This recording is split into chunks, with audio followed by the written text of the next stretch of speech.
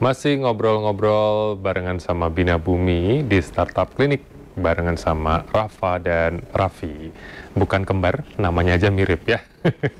Oke, kalau kita ngomongin tentang startup nih, kalau Bina Bumi kan dari awal memang concern di lingkungan gitu ya. Nah, tapi ini ada nggak sih saran gitu untuk teman-teman yang mungkin kebetulan sekarang baru mulai kepikiran mau bikin startup, mendingan dari awal ditambahkan aspek keberlanjutan di situ atau yang penting jalan dulu aja, nanti bisa add on gitu kalau ngomongin tentang keberlanjutan. Kalau menurut kalian gimana? Kalau menurut saya sendiri pasti tujuan orang kan beda-beda nih. Ada yang memang langsung ke lingkungan atau langsung ke teknologi atau bahkan lain-lain. Jadi perlu mungkin nggak melulu langsung dimasukin tentang isu lingkungan atau ada tentang lingkungan ini.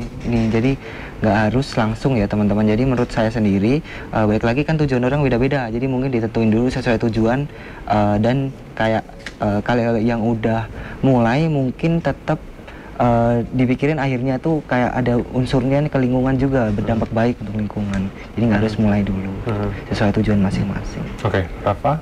Ada mau sama. Oke.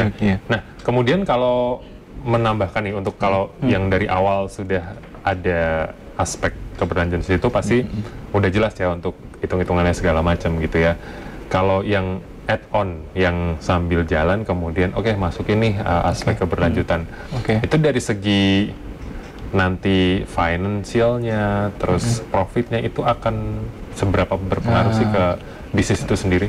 Iya. Atau sebenarnya ya nggak akan banyak berpengaruh, bisa jalan aja gitu nanti? Oh, kalau menurut saya itu harus dimulai dari hal yang kecil dulu dan doable sih. Misalnya kayak mengganti packaging dulu, nanti baru next step ke operasional dan produksinya, biar lebih circular gitu ya bahasanya kalau zaman sekarang gitu. Jadi menurut saya nggak usah yang terlalu ribet dulu ya. Jadi dimulai dari hal yang paling kecil, yang paling bisa dilakukan gitu. Jadi nggak perlu yang langsung besar ya? Iya, karena ini kan kayak maraton gitu loh, bukan yang hari ini ciptain sistemnya besok jadi, tapi kayak lebih ke pelan-pelan dibangun gitu sustainability-nya. Oke. Iya.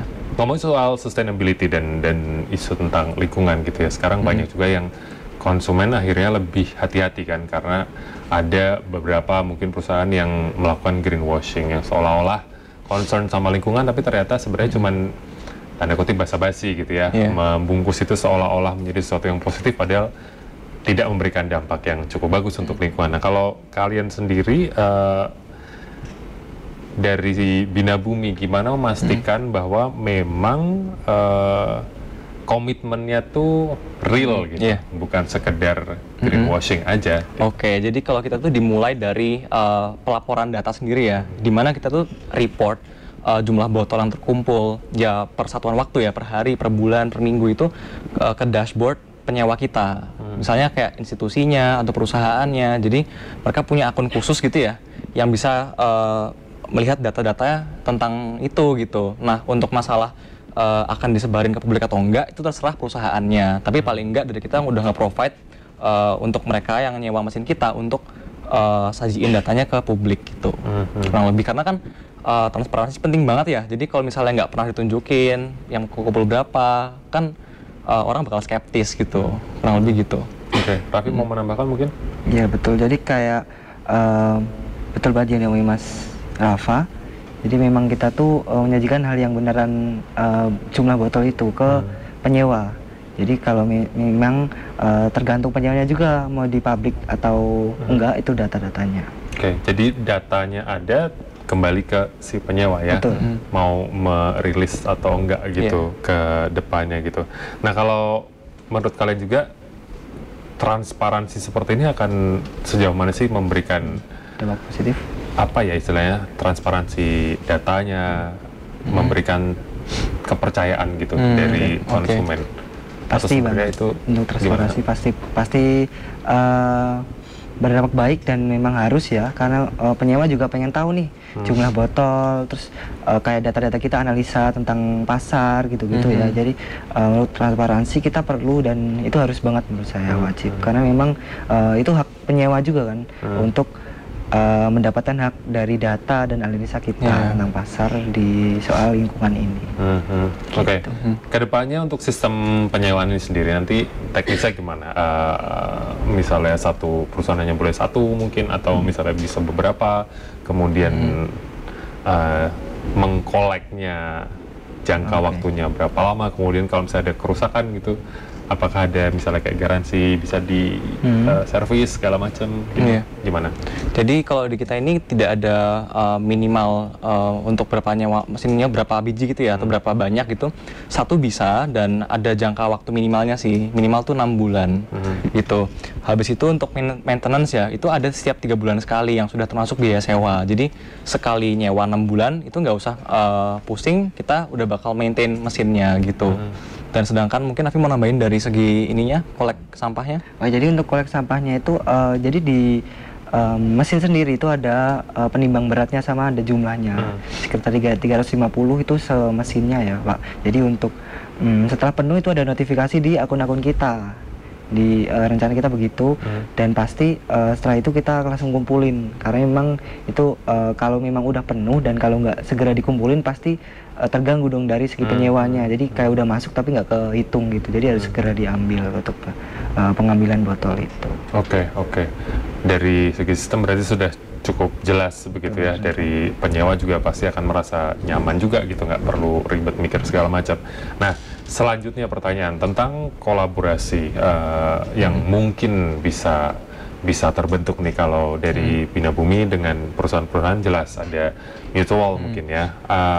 Kalau menurut kalian ke depannya ada kolaborasi apa sih yang bisa muncul, entah dengan komunitas atau mungkin pihak dari pemerintah mungkin sempat ada diskusi nggak, ini kita bisa nih kayaknya dikolab sama pihak-pihak lain gitu. Oh iya, jadi untuk komunitas sih kita belum ada yang misalnya di sosial media belum ada. Cuma kita ini sempat nih kemarin tuh bikin booth penukaran botol plastik jadi uang. Tapi sifatnya masih human to human, jadi belum ada mesinnya ya. Jadi kita kemarin buka di 2 lokasi, yaitu di Stadion Maguwo Harjo sama di Universitas Amikom juga. Jadi berdasarkan itu kita juga ya ada build database beberapa lah tentang orang-orang yang kira-kira tuh antusias tentang lingkungan gitu. Jadi setiap kali kita buka booth, mereka bakal kita notify, jadi mereka bisa datang untuk nukerin botol plastiknya gitu. Kurang lebih gitu. Oke. Raffi mau nambahkan? Untuk kolaborasi pasti untuk dari menurut saya lebih ke perusahaan ya, karena pasti ada beberapa perusahaan yang belum terlalu membuat dampak positif ke lingkungan. Jadi kayak untuk kolaborasi di kita kayak mungkin kayak budget untuk berdampak positifnya gitu. Jadi bisa aja untuk perusahaan yang kurang berdampak positif bisa aja kolaborasi ke kita. Oke. Untuk perusahaan-perusahaan selain mungkin pasti akan ada edukasi tentang bahwa branding tentang lingkungan atau eco branding ini penting buat mereka, pendekatan apalagi yang kira-kira nanti akan dilakukan untuk perusahaan? Mungkin ada perusahaan yang pada akhirnya memang sudah cukup punya fondasi yang kuat gitu. Sebenarnya misalnya ada atau tidak ada branding si eco friendly ini, mereka tetap akan jalan gitu. Nah, pendekatan apa lagi nih yang kalian mungkin merencanakan untuk biar perusahaan ini juga harus punya nih, karena mungkin akan bisa membuat sesuatu yang bagus gitu. Sebenarnya ya masalah pengelolaan sampah itu tidak harus berarti perusahaannya waktu harus brandingnya ramah lingkungan sih. Karena kan setiap perusahaan, terutama yang besar ya skalanya, itu memiliki kewajiban untuk mengatur limbahnya atau daur hidup dari kemasan-kemasan mereka sendiri. Karena kalau misalnya mereka nggak atur, ya dari segi regulasi mereka juga bakal ngelanggar gitu dan lain-lain. Jadi saya rasa sih sebetulnya tanpa branding ramah lingkungan pun memang perusahaan-perusahaan besar, khususnya FMCG ya, di yang sektor-sektor yang memang kayak misalnya yang menggunakan banyak botol plastik gitu, pasti mereka juga akan membutuhkan hal-hal seperti ini sih, misalnya untuk program CSR dan lain-lain gitu. Oke. Kalau kedepannya kalian juga akan merencanakan ada edukasi nggak sih, bikin mungkin pendekatan ke komunitas atau mungkin bikin misalnya kayak webinar gitu ya, yang ada hubungan dengan lingkungan, atau mungkin sudah sempat berjalan juga? Jadi untuk rencana itu dari beberapa bulan lalu, tapi memang kita baru riset nih seberapa berdampak ke yang kita lakukan. Jadi rencana tuh kita ke sekolah-sekolah dasar atau TK gitu untuk memberikan edukasi sejak kecil, bahkan untuk daur ulang, dan peduli sama lingkungan juga. Jadi kita perlu riset lebih dalam apakah seberapa berdampaknya kalau dilakukan kegiatan tersebut. Oke, kalau menurut kalian tantangan terbesar dalam menggarap atau mengerjakan Bina Bumi ini apa nih? Dengan sebagai startup tentu aja ya pasti tantangannya besar banget. Tapi selain itu ada nggak sih tantangan terbesarnya? Ada. Jadi itu ada 2 tantangan sebenarnya. Yang pertama tuh edukasi, karena khususnya di Jogja ya, berdasarkan yang udah kita lakuin itu memang kesadaran masyarakat akan botol plastik atau sampah ini ya tergolong bisa ditingkatkan lah gitu. Tapi untuk mengatasi hal ini kita juga tadi udah saya bilang tadi kan yang membuka booth penukaran botol plastik, itu juga salah satu usaha kita untuk mengedukasi masyarakat lah, kurang lebih seperti itu. Dan hasilnya pun lumayan positif karena banyak dari mereka tuh mengharapkan kalau program ini berlanjut gitu kurang lebih. Yang kedua itu dari aspek pembiayaan, karena memang cukup mahal ya, kayak untuk membuat prototipe mesin, aplikasi gitu, kurang lebih seperti itu tantangannya. Pak Vi? Sama, betul. Kalau dari internal tim kalian sendiri gitu ya, berapa sih kalau boleh tahu tim di Bina Bumi? Ada di 10 orang. 10 orang? Betul, jadi itu terdiri dari tim IT, tim finance juga, sama marketing. Iya. Ada tantangan nggak sih untuk bisa menyatukan 10 kepala ini jadi satu? Cukup gitu? Susah, soalnya memang tahu sendiri Genji kan pasti egois ya, lebih ya maksudnya pasti lebih berat di masing-masing, jadi kayak teguh pendirian satu-satu gitu, pasti kita harus banyak diskusi gitu. Apa yang membuat kalian akhirnya bisa punya satu apa ya, kebersamaan gitu? Oke, jadi pertama mungkin dari tujuan ya. Jadi beberapa dari tim kita nih ada yang memang suka tentang lingkungan, ada yang memang di IT, jadi sama-sama tujuan untuk membawa lingkungan jadi lebih baik gitu. Dari Rafa mau menambahkan? Iya, dan juga kita tuh nuansanya sangat-sangat kayak kolaboratif. Jadi meskipun misalnya saya tim bisnis, Raffi tim keuangan, kita masih bisa memberikan tukar pendapat dan lain-lain. Karena dengan begitu kan ya kita lebih merasa diikut sertakan dalam diskusi lah, dan ya jadi lebih bagus juga outputnya buat kedepannya kan gitu, karena terbiasa diskusi gitu kurang lebih. Oke, kalau kalian sebagai Gen Z, optimis nggak sih bahwa generasi kalian nih yang sekarang akan bisa kedepannya membawa dampak yang positif terhadap lingkungan, ketika melihat mungkin sekarang istilahnya banyak tantangan juga gitu ya, dan mungkin bisa dibilang Gen Z sudah lebih sangat dekat dengan ekologi dan mungkin nggak terlalu ngelirik tentang lingkungan nih gitu.